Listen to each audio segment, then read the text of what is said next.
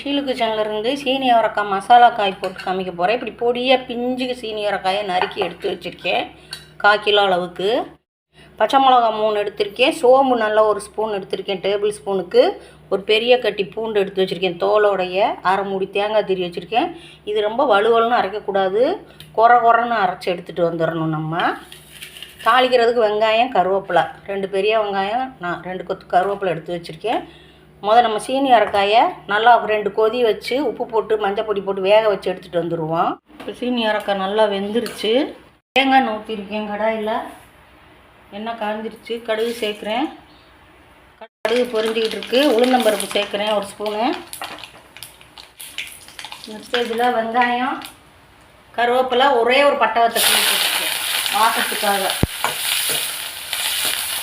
வெங்காயத்துக்கு தூளுப்பு.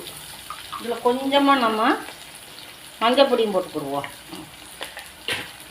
வதக்கிடுவோம் நல்லா. இது போதும் வதங்கினது. இப்போ வேக வச்ச சீனி அவரைக்காயை போட்டு விட்டுறலாம். நம்ம இப்போ நல்லா அதை ஒரு பெரட்டி விட்டுருவோம்.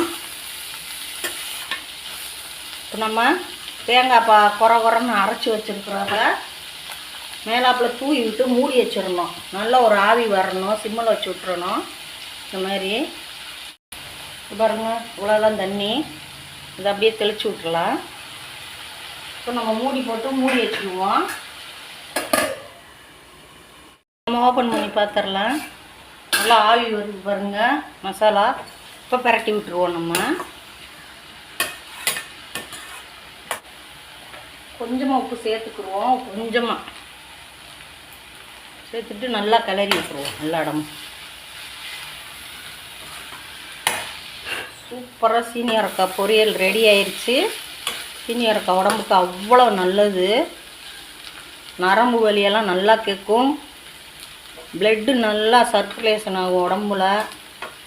ரத்த ஓட்டம் நல்லா கிடைக்கும் சீனி அவரைக்காய் எடுக்கிறப்ப.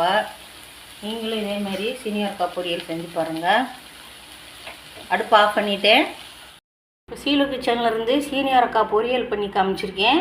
நீங்களும் இதே மெத்தடில் பொரியல் பண்ணுங்கள். எல்லாத்துக்குமே சூட் ஆகும். சூப்பராக இருக்கும். தயிர் சாதத்துக்கு, ரசம் சாதத்துக்கு, பருப்பு சாதம் எல்லாத்துக்குமே நல்லாயிருக்கும்.